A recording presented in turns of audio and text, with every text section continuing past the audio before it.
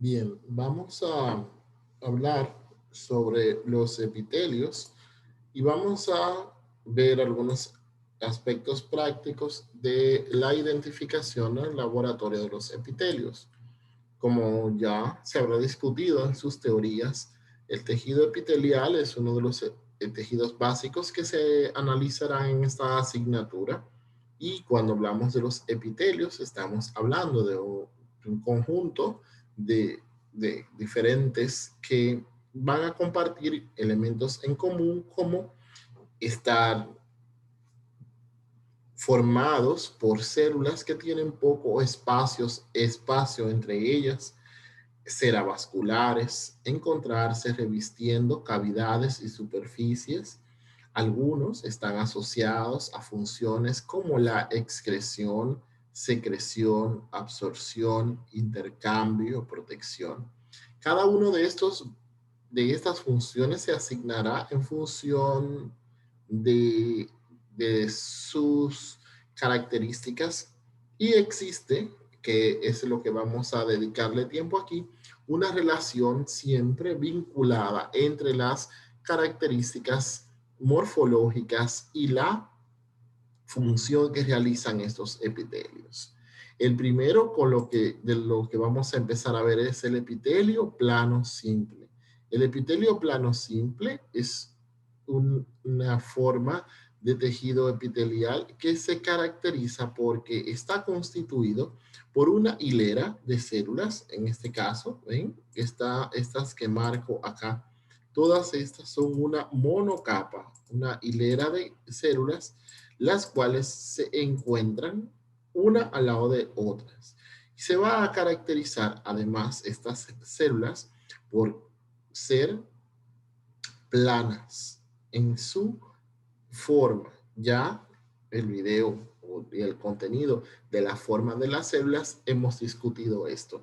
Estas células aplanadas, recuerdo que son aquellas células cuya superficie es mayor que su altura.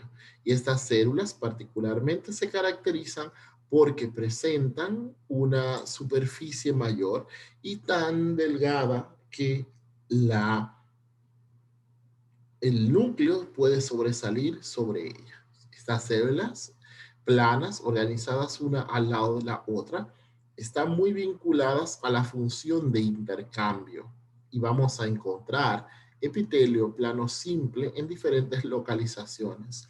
Este ejemplo que estamos observando en esta microfotografía es la cápsula de Bowman en el riñón. Sin embargo, otros lugares donde podemos encontrar este tipo de epitelio es en el revestimiento, en la capa íntima de los vasos, donde se denomina endotelio. En la cobertura de las membranas corporales, como la pleura, el pericardio, el peritoneo, también lo podemos encontrar en los sacos alveolares, en el pulmón. Estos son algunos de los ejemplos y cada uno de ellos se asocia fundamentalmente a el intercambio. Al ser esta capa tan delgada de epitelio, es muy probable que pueda haber intercambio de sustancias a través de esa capa sumamente delgada. El epitelio plano simple. Este es el primero de los que veremos acá. Seguimos con el epitelio cúbico.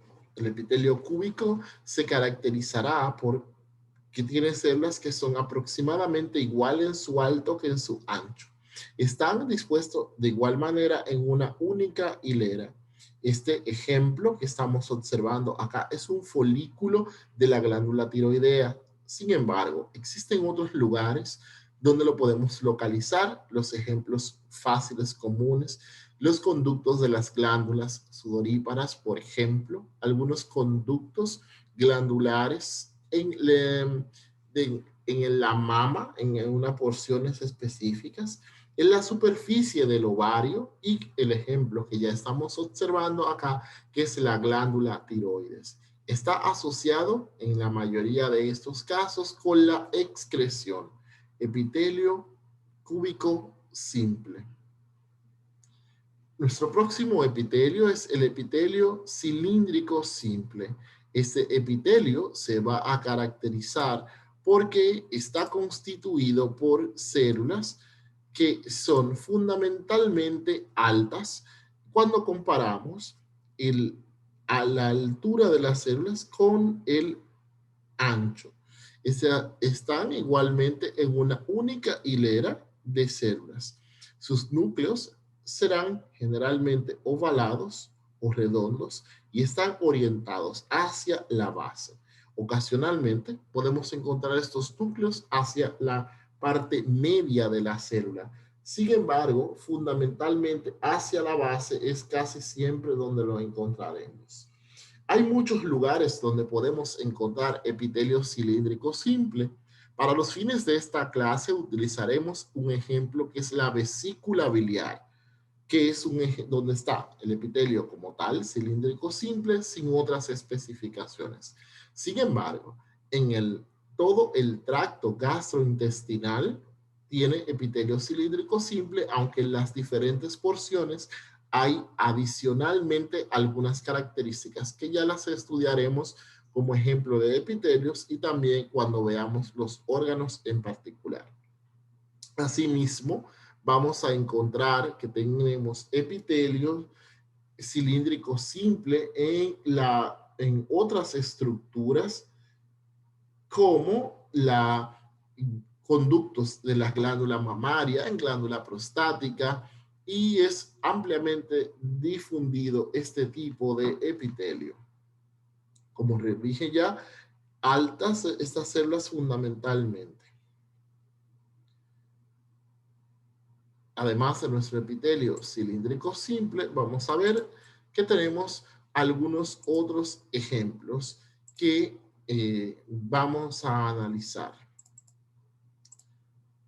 Aquí tenemos un epitelio plano estratificado. Este epitelio, vamos a identificar la parte superficial donde vemos células que son aplanadas, pero en este caso hay múltiples capas. Particularmente, el epitelio plano estratificado se va a dividir en dos subtipos, un plano estratificado y un plano estratificado queratinizado. Para los fines prácticos, entonces les llamaremos epitelio plano estratificado no queratinizado este caso, que lo vamos a encontrar en múltiples localizaciones, como la cavidad oral, el esófago, la vagina, el cervix, una parte del ano, una parte del glande. Tienen todas estas localizaciones. Encontramos este epitelio plano estratificado no queratinizado, el cual se asocia fundamentalmente a la protección. Este epitelio se caracterizará porque es un epitelio constituido por múltiples capas de células que son planas. Empiezan acá en la membrana basal, donde son células cuboidales y van madurando progresivamente. El epitelio plano, estratificado, queratinizado, va a presentar, además de las características que hemos discutido, vamos a ver una gruesa capa de este material que se observa en la parte superior, que es el epitelio, o no epitelio, sino una capa de una proteína llamada queratina. El ejemplo fundamental donde podemos encontrar este tipo de epitelio plano, estratificado, queratinizado, es la epidermis en la piel. Pero además vamos a encontrarlo en el dorso de la lengua, donde también existe este tipo de epitelio. Plano, estratificado, queratinizado. Hay varios epitelios que por sus características son apartados del resto de los grupos. Estos epitelios son el epitelio cilíndrico pseudoestratificado y el uroterio, los cuales vamos a discutir en breve.